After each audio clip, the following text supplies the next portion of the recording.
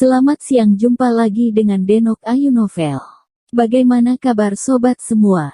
Sebelum kita mulai cerita ini, ayo kita subscribe, like, komen, share dan nyalakan loncengnya untuk mendapatkan notifikasi terbaru ketika Mimin mengupload video barunya. Cantik terlihat jelek, bab 48 kemarahan Devan. Sherin sudah pergi selama 6 tahun. Sejak dia meninggalkan tempat tinggal dulu, dia memutuskan semua kontak dengan semua orang dan temannya. Walaupun Sherin pernah berpikir apakah akan ada orang yang ingat tentang keberadaannya, dia tidak pernah berpikir orang itu adalah Yuta. Di dalam ingatan Sherin, dia bekerja sama dengan Yuta selama 2 tahun. Dalam 2 tahun itu, mereka sangat akrab. Tetapi setelah berpisah, mereka sudah tidak kontak dengan sesama lagi. Memang hubungan mereka lebih baik dan dekat dari hubungan teman, tetapi menurut Sherin, hubungan mereka tidak sebaik sampai bisa membuat Yuta mencarinya selama 6 tahun. Pada waktu SMA, Sherin memiliki personalitas yang aktif dan terus terang. Semua teman baik itu laki-laki dan perempuan cocok dengannya. Tetapi anehnya, Sherin tidak pernah memiliki teman yang sangat dekat dengannya. Pertemanan dia dengan semua orang hanya sebatas teman bermain. Nona Sherin, apakah Anda baik-baik saja? Suara Yuta yang indah memutuskan pemikiran Sherin. Sherin mengangguk dan mengambil cangkir kopi yang berada di atas meja sambil menjawab, iya. Saya hanya terkejut. Mengapa orang berprestasi seperti Direktur Yuta bisa memikirkan satu wanita selama 6 tahun? Setelah berkata, Sherin mencicipi kopinya dengan gugup. Dia tidak berani bertatapan dengan Yuta. Suasana di dalam kantor menjadi sunyi sejenak. Saya juga mengira saya tidak akan membiarkan seorang wanita untuk mengatur perasaan hati saya. Tetapi, saya salah. Saya baru sadar saya telah jatuh cinta pada wanita itu setelah wanita itu hilang dari dunia saya. Sherin menjadi bingung. Yuta sudah tahu tentang cinta pada saat SMA.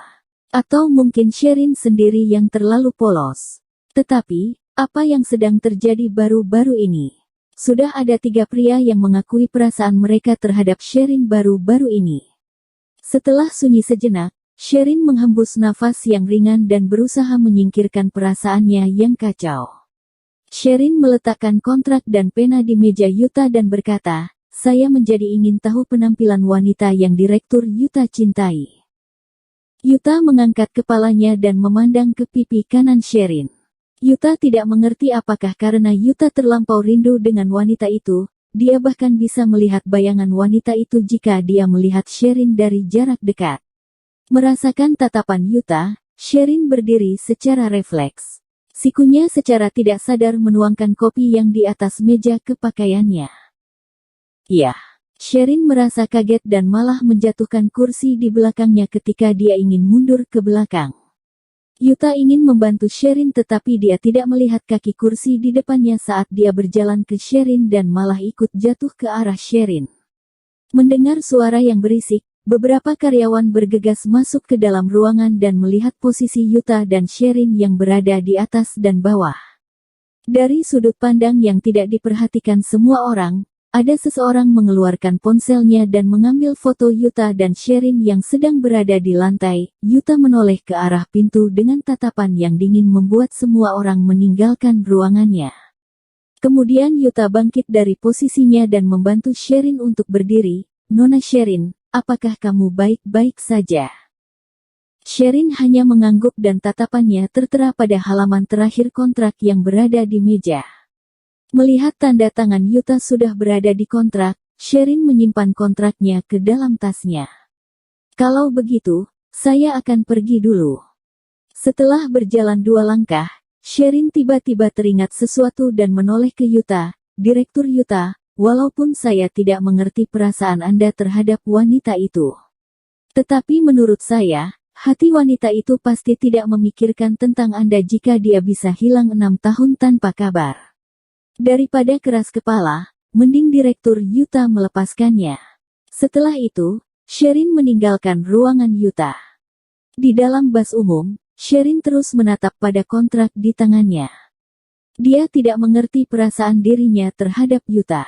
Sherin merasa sangat bersalah. Sibuk memikirkan tentang masalah Yuta, Sherin tidak sadar ponselnya terus bergetar.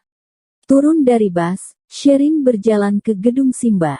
Dia duduk di sebuah kursi panjang dan melihat ke jam tangannya, bermaksud untuk menunggu 20 menit di sana. 20 menit lagi dia sudah bisa makan siang. Sherin tidak mengerti mengapa Yuta mencari dia untuk tanda tangan kontrak ketika Gabriel adalah tunangan sepupunya.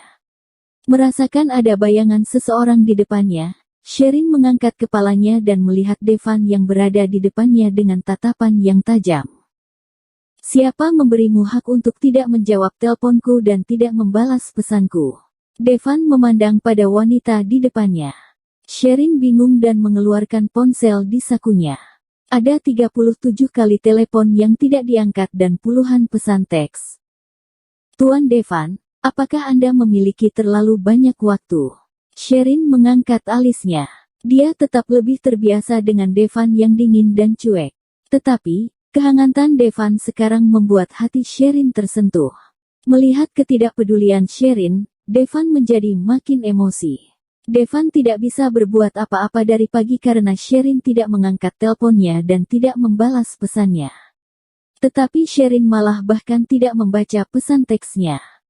Apakah dia seorang artis? Penampilannya sangat tampan. Kulit dia sangat bagus. Yok, kita pergi menyapanya. Aku tidak berani. Ada sebuah universitas terletak di jarak tidak jauh dari gedung Simba. Jadi banyak mahasiswi yang melewati gedung Simba setiap hari.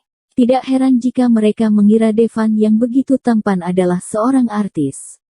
Sherin merasa tidak nyaman dengan tatapan Devan. Tuan Devan, jika tidak ada urusan lain, saya akan pergi makan dulu. Sherin langsung berjalan melewati Devan.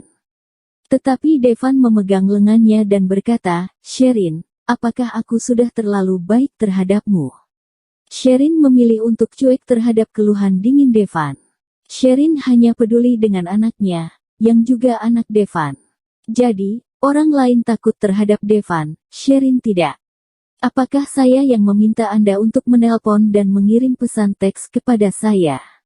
Kamu adalah seorang direktur, kamu bisa main ponsel sesuka hatimu. Saya hanya seorang karyawan, apakah saya bisa main ponsel sesuka hatiku pada jam kerja?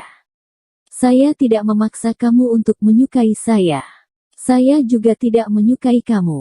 Jadi kamu tidak perlu baik dengan saya, karena masalah Yuta, Sherin sudah lapar dan capek. Ditambah menghadapi Devan, emosi dia menjadi naik. Devan menatap Sherin dengan dalam dan berputar balik badannya, kembali ke mobilnya. Dia tidak memberikan Sherin kesempatan untuk berkasi dan langsung meninggalkan tempat. Sherin menghela sebuah nafas lega setelah melihat mobil Devan yang bergerak semakin jauh, tetapi Sherin tidak merasakan rasa lega yang dia rasakan waktu dia menolak tadi. Hanya ada rasa kekosongan di dalam hati Sherin saat ini. Sherin mengira Devan yang memiliki harga diri yang tinggi tidak akan bisa melakukan hal seperti terus mengejar seseorang yang cuek terhadapnya. Jadi Devan pasti akan melepaskannya setelah masalah ini. Pada saat malam hari, Sherin yang sedang tertidur nyenyak mendengar suara menggedor pintu. Bersambung.